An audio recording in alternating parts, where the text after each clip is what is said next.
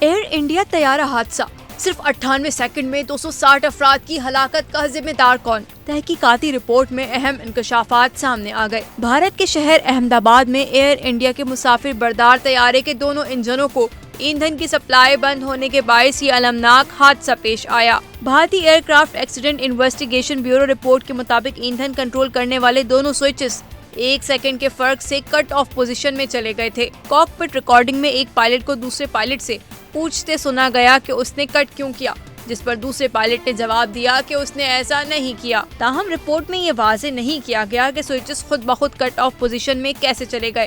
ایندھن کی سپلائی منقطع ہونے سے انجن بند ہو گئے اور طیارہ نیچے گرنے لگا۔ یاد رہے کہ یہ حادثہ جون 2025 میں پیش آیا تھا، جس میں 260 افراد ہلاک ہو گئے تھے۔ ماہرین کے مطابق یہ ایک غیر معمولی واقعہ ہے کہ دونوں انجنوں کے ایندھن کنٹرول سوئچز ایک ساتھ کام کرنا بند کر دیں۔